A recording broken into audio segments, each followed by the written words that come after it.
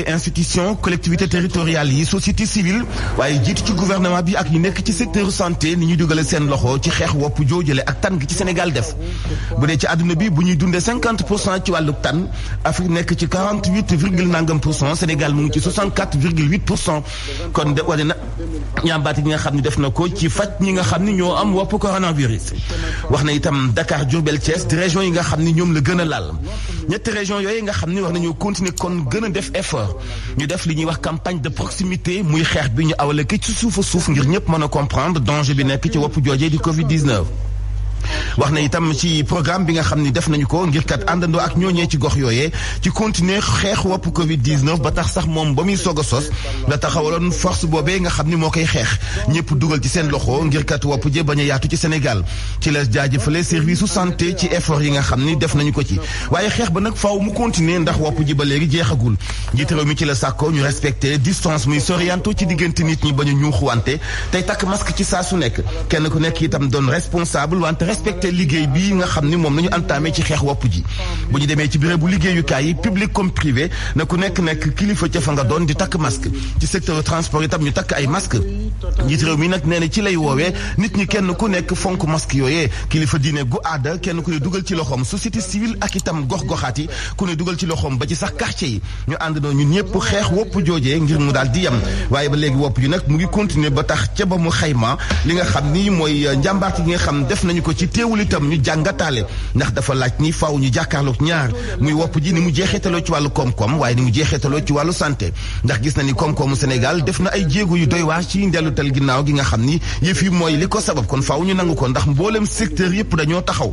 secteur yëpp na bu ñu taxawee transport agriculture ak itam liggéeyu administration beeg yeneen cooxe googee moo sabab ndellutal ginnaaw googee nga xam ni dafa répercuté wu ci wàllu koom-koom gi kon ku mu ci mën di doon faaw nga bokk ci xeex ba fond boobee nga xam ni itam def na riposte bu am solo ci xeex Covid-19 nga xamante ni bii itam njaboot gi ci seen bopp bu ñu ci dugalee seen loxo dana gën a dooleel boobu la xeex mu dellu si ci riposte boobee nga xam ni am na xaalis bu sakkan bu dugal nañu ko ci ay plateau médical yoo xam dafay gën a méngoo ak jamono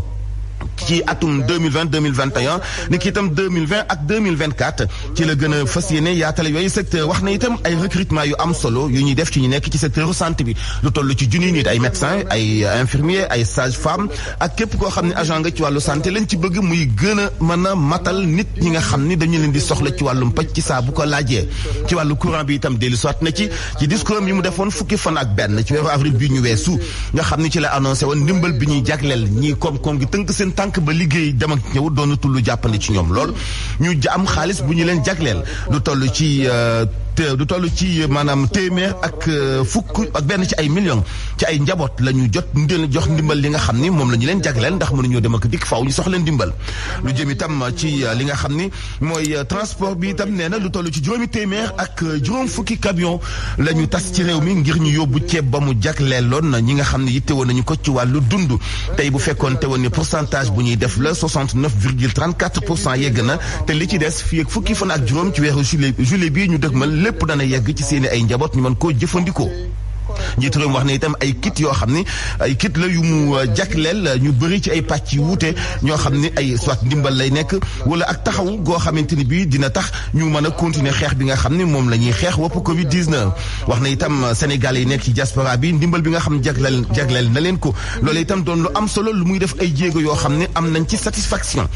secteur yu bëri yi nga xam ne ak tënku am na ci bokk na ci wàllu koom-koom gi muy wàllu koom muy industrie yeeg bérébu liggéeyukaay yi lu toll ci 122 000 milliards ci taux boo xam ni jagleel na leen ko ñu waroon ko fay ci banque yi ak Woyofal am ci ni ki itam crédit ñu mën a am jàppandalu ko 10 milliards guy tas ci ñoom bu fekkee soxla woon nañu ko ngir ñu mën a retenir seen i ay liggéeykat loolu tax na ñu mën a sauver lu toll ci 5374 ci ay bérébu liggéeyukaay ci secteur yi nga xam ne xëy na doon nañu soxee ay jumtukaay ci wàllu agriculture itam wax na ci surtout mbay mi nga xam dafay gaaw a yàqu mel ni ki soble mango ak wàllu darkasa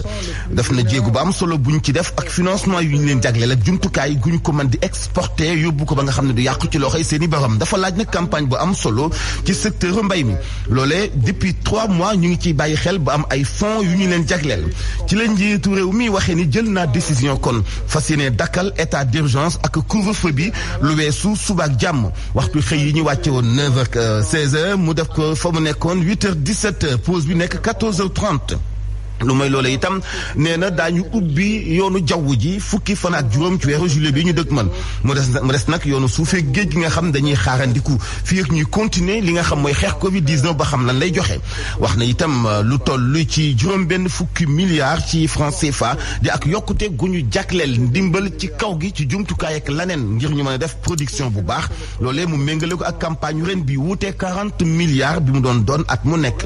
wax na itam lu jëm ci anam gi ñu exporté li nga xam mooy produit yi ñori fii ci Sénégal xaalis bu sakkan bi nga xam ni dugal nañu ko ci waaye jubluwaay mi tam njiit réew mi nee na faaw ñu moderniser waat mbay mi ubbi leen ay buntu jàppandala leen ñoom ak sàmmkat yi ba nga xam ni daañu gis lu am solo ci ni ñu dugalee seen loxo ñoom gouvernement bi ci xeex Covid-19 ak conséquences yi mu def ci yooyu lay secteur. waxat na itam ci message bi mu defoon fukki fan ak benn ci weeru avril bi ñu weesu nga xam ni sàkk woon nañu gën a dooleel li ñuy wax créativité ci biir réew mi ñu gën a dooleel suñu industrie nga xam ni la ñuy jëfandikoo day doon lu ñuy jóge fii ci biir réew mi ci la ñaaxee sax nag sénégalais yi ñu consommer li nga xam ni moo nekk fii ci réew mi consommation locale la wax njiitu réew mi ba tax mu sàkkuwaat ni dafay méngoo ak politique gu plan Sénégal émergent muy PSE te gouvernement bi fas yéene koo gën a valoriser waat ba nga xam ni daañu ko doore ci li ñuy béye fii ci réew mi ñu mën di ko jëfandikoo ci la nag yëkkatee ay kàddu yoo xam ni kàddu yu ñaax la faaw ñu yokk vigilance yokk itam responsabilité gën a liggéey en collectif ak individuel ci xeex wopp ja kenn ku nekk protéger sa bopp protéger sa njaboot te xam ni ci seen njàmbaate si jéego ci nga mën a lawale xeex bi ñuy xeex wopp Covid-19 ci la ñaanale waa Sénégal yëpp jàmm ci tënk ngeen mën a comprendre loolu moo nekk discours bi njiitu réew bu Sénégal yëkkatee sànq bu baax léegi ci ay simili.